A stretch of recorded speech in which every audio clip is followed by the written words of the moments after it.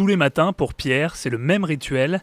Ce jeune chômeur de 28 ans parcourt attentivement les offres d'emploi sur Internet. Je passe une petite heure à essayer de passer les offres. Mais malgré des mois de recherche et une centaine de candidatures envoyées, difficile de décrocher plus qu'un stage. Pourtant, ça n'est sûrement pas le niveau d'études qui bloque. Pierre a 2 masters. C'est un peu attristant de voir que malgré toutes ces études, malgré tous ces efforts, on continue à rencontrer des difficultés parce que tout simplement le marché du travail est saturé et qu'on semble impuissant en tout cas à pouvoir conjurer ça. C'est très compliqué de commencer la vie aujourd'hui, c'est très compliqué d'avoir de la visibilité sur son avenir et de pouvoir construire son projet de vie sereinement. J'ai travaillé et puis j'ai été apprenti 14 fois je crois, dans des métiers différents et j'ai jamais réussi à en faire un seul en fait. J'ai été fleuriste, j'ai été télégraphiste, j'ai été marchand de légumes. Vous faites une rue, vous allez à Montparnasse par exemple, vous faites la rue avec tous les cafés et les restaurants. Franchement, je suis sûr qu'il y en a 1 sur 2 qui recrute en ce moment. Tout le monde le sait, s'il suffisait de traverser la rue, comme il a dit, pour trouver un emploi, on se demande bien pourquoi 9 millions de gens dans ce pays vivent sous le seuil de pauvreté, pourquoi des millions n'ont pas d'emploi, pourquoi des millions galèrent. C'est assez insupportable que le premier personnage de l'État puisse tenir des propos pareils. Qu'importe, le locataire de l'Élysée persiste et signe. Pour lui, si les chômeurs ne trouvent pas, c'est certainement parce qu'ils cherchent au mauvais endroit. Comme on a voté pendant 30 ans pour des gens compétents et intelligents, je propose aujourd'hui qu'on vote pour un imbécile qui n'y connaît rien, c'est-à-dire moi. Combien de gens ils ont vécu des choses et après un moment il s'est passé quelque chose dans leur vie et ce qui a réveillé leur mémoire, ils ont décidé de changer de vie, de faire autre chose, soit de faire tchouva, soit de faire quelque chose d'autre de leur vie complètement, de changer. Pourquoi? Parce qu'il y a un moment où la mémoire de l'âme, elle se réveille. Si quelqu'un il a le mérite, s'il n'a pas le mérite, il peut rester dans l'oubli toute sa vie. Mais s'il a le mérite, il y a un moment où la mémoire de son âme, elle se réveille. Et à ce moment-là, il n'y a personne qui va l'arrêter, il n'y a aucun mauvais œil sur lui, il n'y a plus rien qui va l'empêcher de faire ce qu'il a à faire. Donc David, au moment de Chatzot, il y a le vent du nord qui vient, qui souffle dans le violon de David et qui va jouer le chant messianique. Le chant messianique. Ce chant messianique, c'est quoi? C'est la note de musique de chacun, de toute personne qui est sur terre. Son âme, c'est une note de musique. Et quand il va entendre ce chant-là, il va trouver à quoi correspond sa note de musique à lui. Il va se reconnaître par rapport à sa note de musique. Donc il va parler avec son cœur. C'est-à-dire qu'il va mettre tout son cœur dans ses paroles.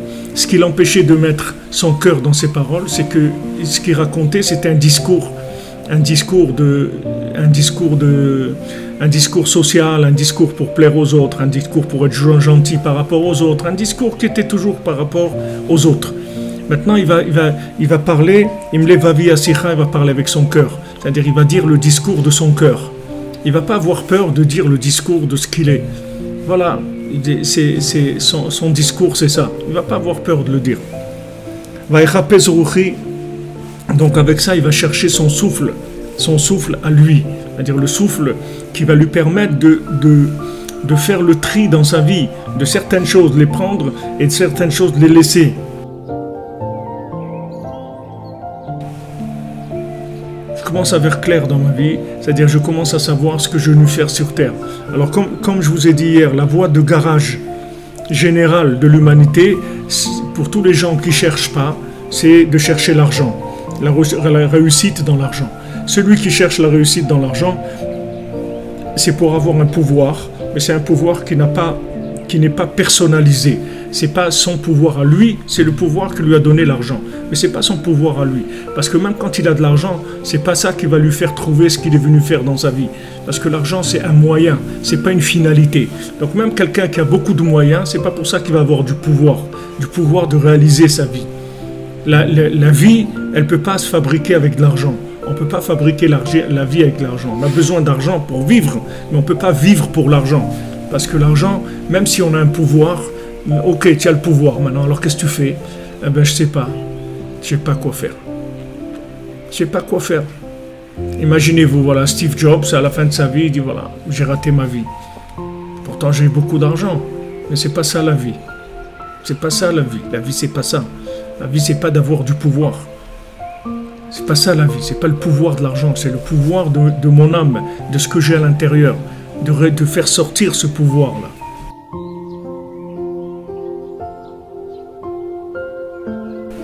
À la fin, la royauté de chacun va se mettre en place. Si la personne ne lâche pas, qu'elle reste confiante dans Hachem, qu'elle reste avec sa joie intérieure, elle va finir par imposer sa royauté au monde.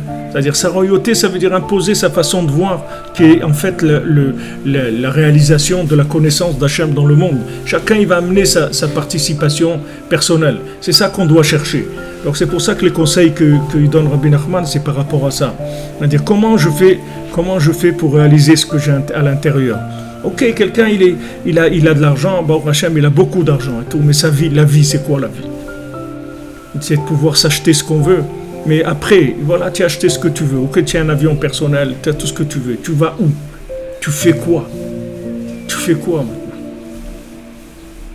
Ok, tu as eu beaucoup d'argent, tu es très riche. Et après, qu'est-ce que tu fais? Qu'est-ce que tu as fait? Qu'est-ce que tu as amené au monde? Tu as amené quoi? De l'argent dans le monde? Tu as amené quoi? Des immeubles, des affaires. Qu'est-ce que tu as fait dans le monde? Toi, tu as une note de musique à l'intérieur. Tu as ton âme, tu as ton message. Ton message, il est unique. C'est ça que tu dois amener dans le monde. C'est ça. Et ça, tu ne peux pas le trouver avec l'argent, tu peux le trouver avec rien. Tu peux le trouver que dans la connexion avec Hachem. C'est tout. Tu ne peux pas le trouver autrement. Chacun, ce qu'il a en lui, il n'y a personne qui peut comprendre ce qu'il a en lui. Il n'y a personne qui peut comprendre le souffle qui l'anime. Il n'y a personne qui sait ça. Alors comment on va trouver cette chose-là, puisqu'on est socialement dans un monde où il n'y a que des échanges des uns par rapport aux autres toute la journée. Comment on va faire? Il y a ce moment-là au milieu de la nuit, on est tranquille, où il n'y a pas d'interférence de quoi que ce soit de l'extérieur. Et à ce moment-là, on se connecte avec tous les tzadikim, avec la shrina, avec tout, et notre souffle de vie, il reprend complètement de l'énergie. C'est le moment pour se connecter avec la vérité qui est en soi. C'est le moment. L'idboded beno le ben kono, de s'isoler entre soi-même et son créateur, ou le faresh sichato le fnei Hashem idbar, et de s'expliquer devant Hashem, de discuter devant Hashem, et de parler sa sikha à lui, de dire à Hashem ce qu'il a envie de lui dire par rapport à ce qu'il ressent lui-même, par rapport à ce qu'il est en train de vivre. La suachim levavo, de parler avec son cœur, ou le chapes à ruach tova, c'est-à-dire il va parler avec son cœur, il va chercher le souffle positif, c'est-à-dire il va chercher les points positifs qui restent en lui encore, c'est-à-dire qui n'ont pas été dévorés par le social, qui n'ont pas été dévorés par la société.